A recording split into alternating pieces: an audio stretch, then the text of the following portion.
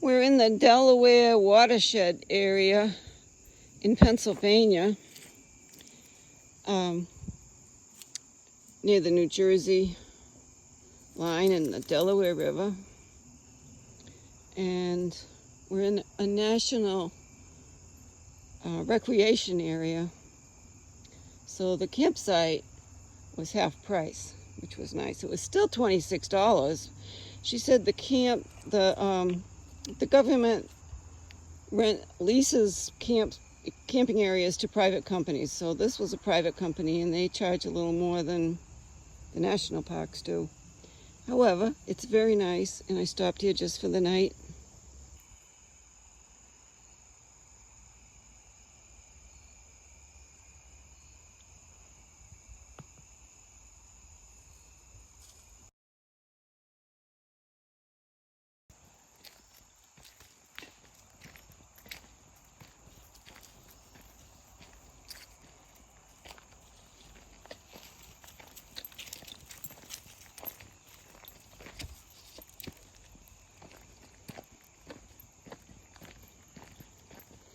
Checking out campsites. Away he goes. Finding places to pee is essential to a good dog life. Right, Max? Come on, Maxie Pants. Let's see what we got. Let's see what we got. We're also scrounging little pieces of wood. That one's punky. We don't want that. I didn't buy any wood or bring any wood. But I got a few little pieces, so I thought, maybe just have a teeny tiny little fire tonight after I get a little dinner. Nothing over here.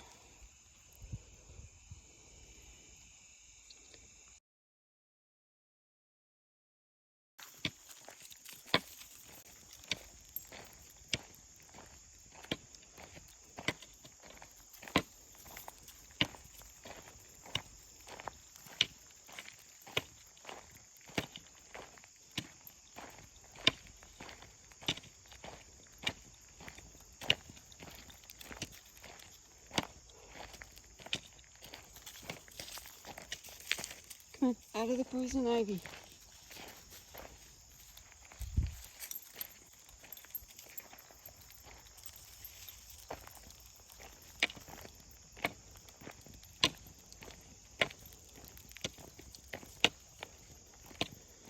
The rules are here to keep your dogs leashed at all times, which is a bummer for Max, but I follow the rules. I definitely subscribe to that. Come on, let's go.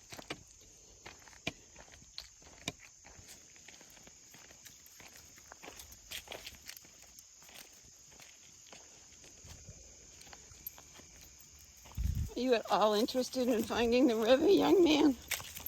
I don't think so, not by the way you're going.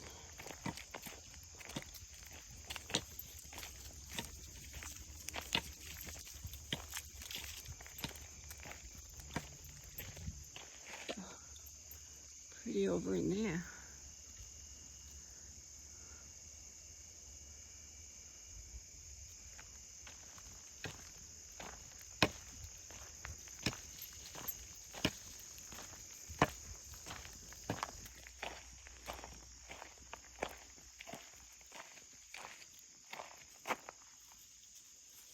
What is it you smell, huh? A skunk, a deer, a possum, a black bear. What is it? Hi. Which way to the water? Just down through there? What's that? Down through there to the water? Yeah. Okay, thank you. Come on, honey.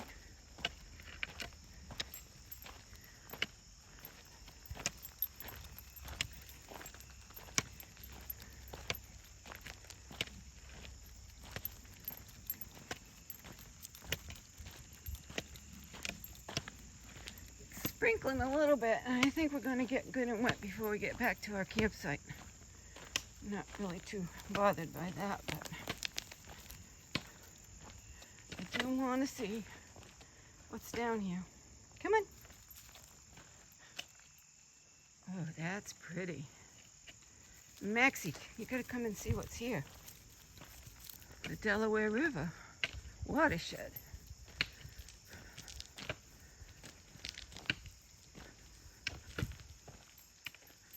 Look at these trees from flooding. They've got the banks all eroded. Come on, sweetie. Don't get tangled up. Come on.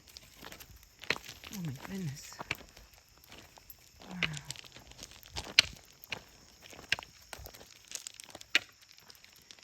I've read that there are just all the birds that come through here. And a great place to go birding. Come on, let's go. Oh, there he is. Come on, Max, you're getting tangled up. I'm going to fall again, and that will not be good. I've had 3 good falls, and by good, I mean horrible, on this road trip, camping trip. So bad that my sons got me this watch, an Apple Watch. It has a GPS locator on it so that if I fall and there's no one around to help me and I need help, I can press the button and it's gonna call my emergency contact and be able, or rescue if I need it. And when I fell the other night, it worked. I was out to dinner with my family in Boston, and I tripped over I was trying to go from one end of the table to the other to talk to relatives, and I tripped over the bottom of the umbrella stand. We were at an outside restaurant on the waterfront in Boston. Crabby something crabby. Anyway, it was a nice place, but I tripped, fell like a ton of bricks, hurt my knee, hurt my arm. Thank God I didn't bang my head. And the little rescue thing said something about, it looks like you've fallen, and do you want us to call EMS rescue? And it gave me a choice to say yes or no, and I pushed the button for no because my family, including 2 registered nurses that are in my family, my daughter-in-law and my niece, were all standing around me, and my daughter-in-law said, they were trying to get me up. My daughter-in-law said, don't move her. I need to check her knee and her hips. And they checked me out real good. She checked me out real good. Had me bend my knee, made sure my hips were still in alignment. And, oh, look at this. And the watch worked, and I was okay. And I walked back to the parking garage after dinner was over just to keep loosened up. Even though they wanted to come pick me up in the car, I said, no way. One of my nieces says, boy, she's stubborn. And yes, I am stubborn. I know, I knew I wasn't hurt. I was bruised and my leg was sore, but I had a scrape on it, even through my blue jeans. But anyway, the watch worked. That was the story about the watch working. Now let's look at this amazing river, because it's just started to really sort of rain. What do you think, Max? Isn't this beautiful? Oh, I'm going to take a picture of the river. You can see the mountains way off in the distance in Pennsylvania, I guess. Those would be the, I don't know, Poconos? I'm not sure. I'm going to have to look at the map and see what these mountains are. I guess the other side over there is New Jersey.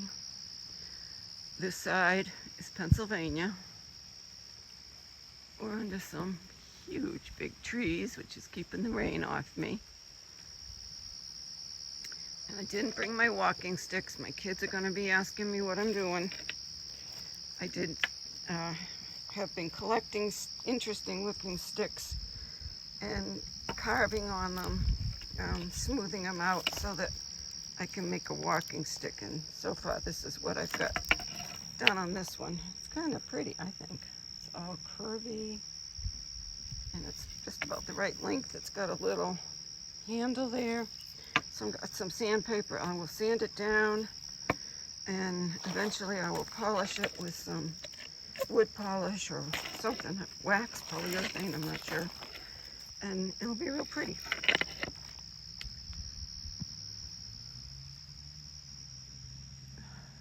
Max, are you liking this? He's thinking, Mom, do not take me in this water. I do not like water. He's rearing to go back. And I don't want to trip on these rocks, so I guess that's what we'll do. I was hoping I'd see a bird. So when I was in Maine visiting my kids and my son's in-laws, we stayed on the coast of Maine, and her grandfather had had a collection of beautiful walking sticks that he had made over the years, a huge collection in it. And that's where I got interested in actually trying to make one. And they told me how he made them. And he did it by using these roots and things where they come out of the ground, and finding a good one that's straight enough to be a walking stick and with some interesting design on it or twisting on it, and an area that would make a good handle. And then he would cut it off from where it is on the ground and take it home and make it into a really good walking stick. I didn't find any of those in Maine where we were in the woods, but I did find this stick and another one that I have in the van. And so I'm making them out of those. And these sticks were roots in the ground. It's just that they were loose where I found them, so I didn't get to really pick something other than what was already there and already separated from its place on the ground.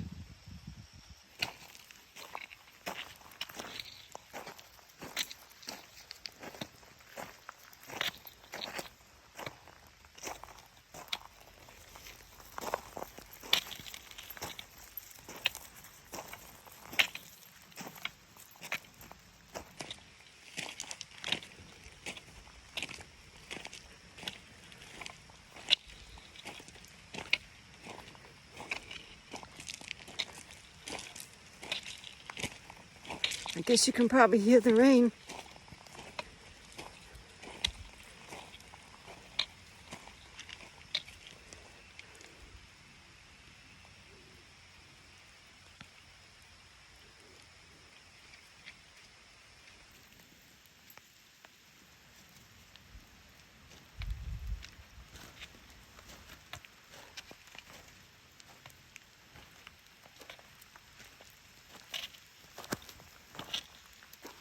Where's the way up, honey? This is the name of the campground, Dingman's Campground and General Store. And as I said, it's in the Delaware Gap watershed, a national recreation site.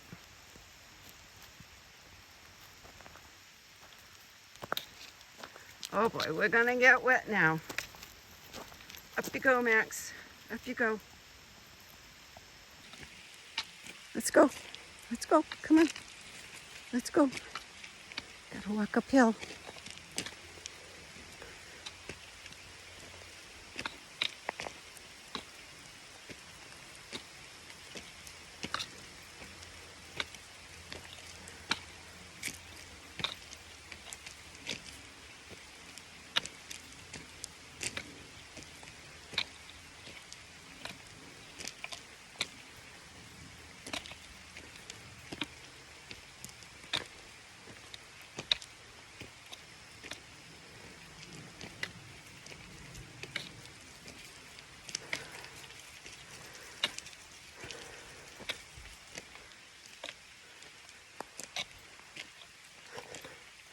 Rain made the flies go away.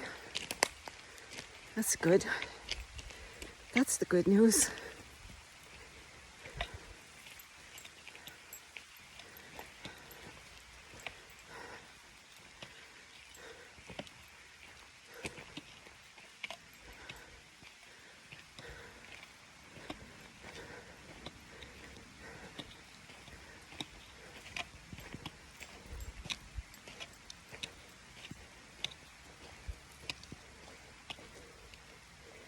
Max, you did it again. You got me all tangled up. Okay.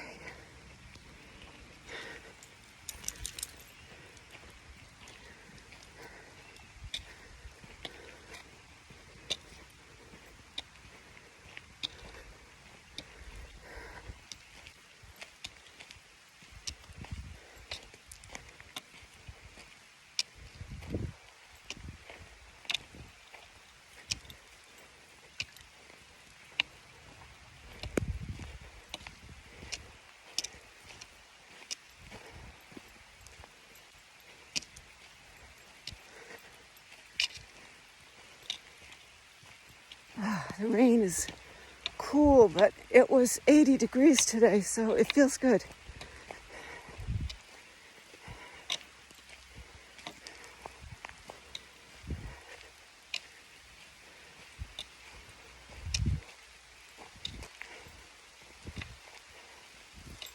Come on. Oh, you did it again. All right. Max, did you like the trip out and back? He loved the hike. He did not love the rain. He won't even look at me. He's thoroughly disgusted with the whole process. He's here in his little bed. He's dry. He's not happy. But we'll cheer him up later. Right, Max? Maxie Pants.